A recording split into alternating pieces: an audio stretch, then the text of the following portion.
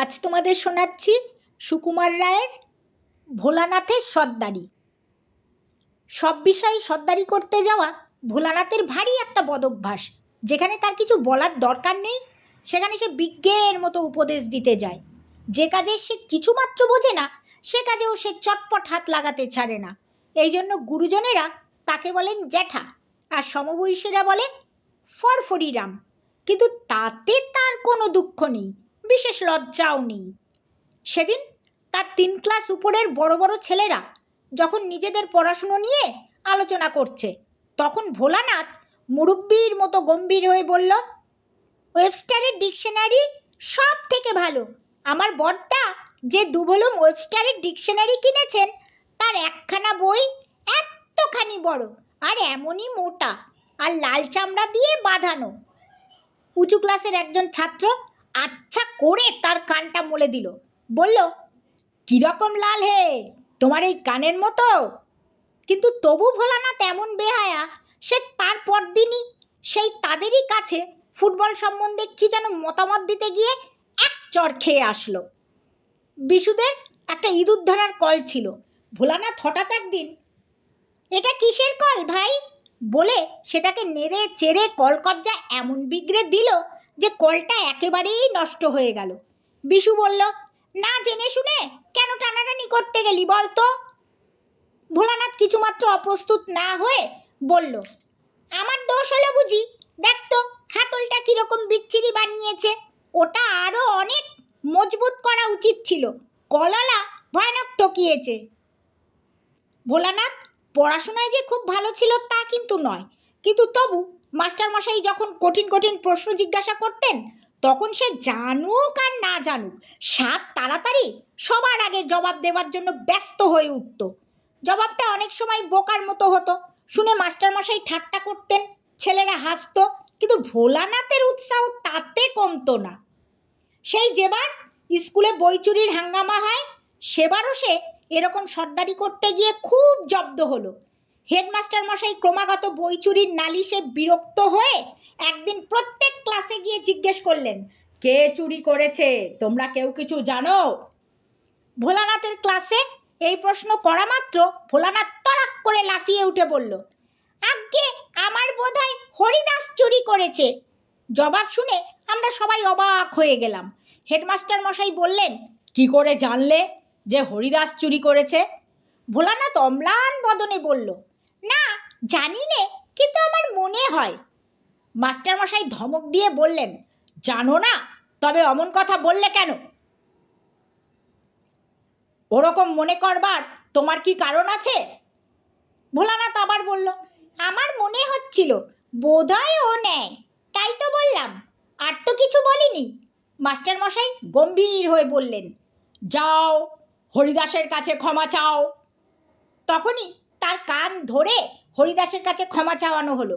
কিন্তু তবু কি তার চেতনা হয়? ভোলানাথ সাঁতার জানে না, কিন্তু তবু সে বাহাদুরি করে হরিশের ভাইকে সাঁতার শেখাতে গেল। রামবাবু হঠাৎ ঘাটে এসে পড়েন তাই রক্ষা, তা না হলে দুজনকেই সেদিন ঘোষপুকুরে ডুবে মরতে হতো। কলকাতায় মামার নিষেধ না শুনে চলতি ট্রাম থেকে নামতে গিয়ে ভোলানাথ কাদার উপর যে আছাড় খেয়েছিল, 3 মাস পর্যন্ত তার আঁচড়ের দাগ তার নাকের উপর ছিল।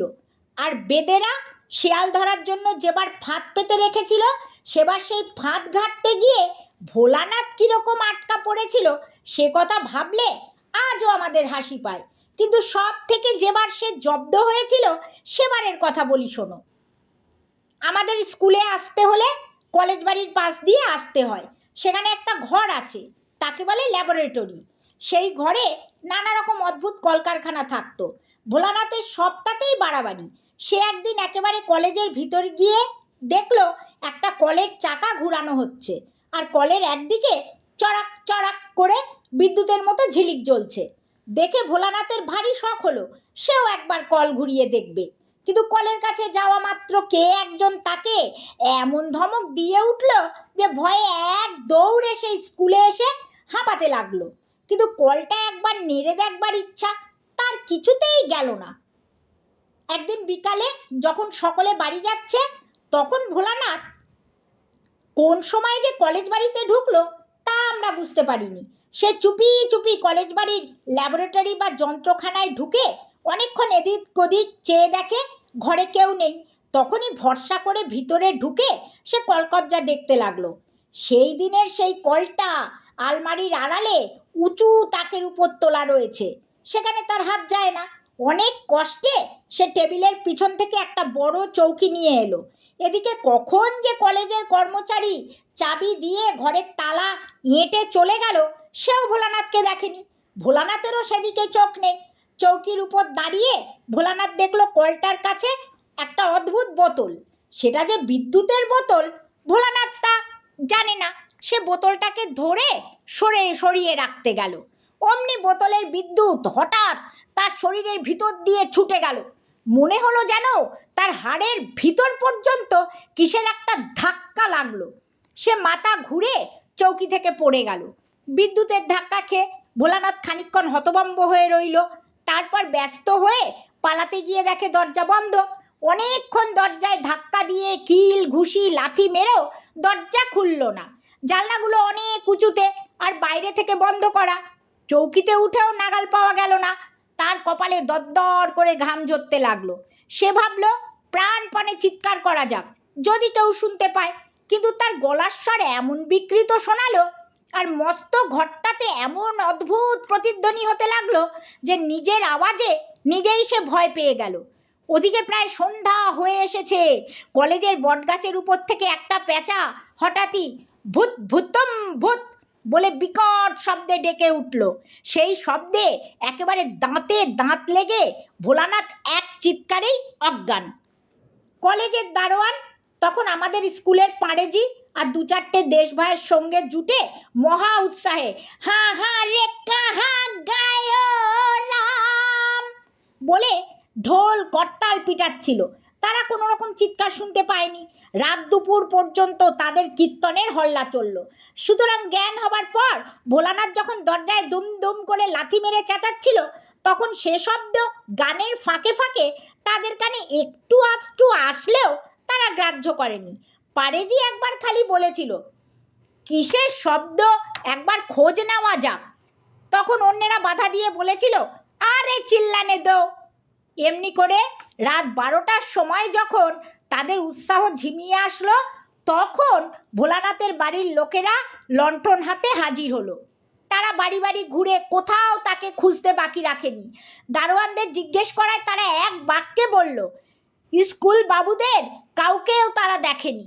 এমন সময় সেই দুমদুম শব্দ আর চিৎকার আবার শোনা গেল। তারপর ভোলানাথের সন্ধান পেতে আর বেশি দেরি হলো না। কিন্তু তখনও উদ্ধার নেই। দরজা বন্ধ, চাবি গোপালবাবুর কাছে। গোপালবাবু বাসায় নেই, ভাইজির বিয়েতে গিয়েছেন, সোমবার ফিরবেন। তখন অগত্যা মই এনে জানলা খুলে সার্সির কাজ ভেঙে অনেক হাঙ্গামার পর ভয়ে মৃতপ্রায় ভোলানাথকে বার করা হলো। সে ওখানে কি করছিল, কেন এসেছিল, কেমন করে আটকা পড়লো ইত্যাদি জিজ্ঞাসা করার জন্য তার বাবা প্রকাণ্ড এক চট তুলেছিলেন। কিন্তু ভোলানাথের ফ্যাকাশে মুখখানা দেখার পর সে চর আর তার গালে নামেনি। নানা জনে জেরা করে তার কাছে যে সমস্ত কথা আদায় করেছেন তা শুনেই আমরা তার আটকা পড়ার বর্ণনাটা দিলাম। সে কিন্তু আমাদের কাছে এত কথা কবুল করেনি। আমাদের সে আরও উল্টো বুঝাতে চেয়েছিল যে সে ইচ্ছা করেই বাহাদুরির জন্য কলেজ বাড়িতে রাত কাটাবার চেষ্টায় ছিল। যখন সে দেখলো যে তার সে কথা কেউই বিশ্বাস করছে না, বরং আসল কথাটা ক্রমেই ফাঁস হয়ে পড়ছে, তখন সে এমন মুশড়িয়ে গেল যে অন্তত মাস 3 জন্য তার সর্দারির অভ্যাসটা বেশ একটু দমে পড়েছিল।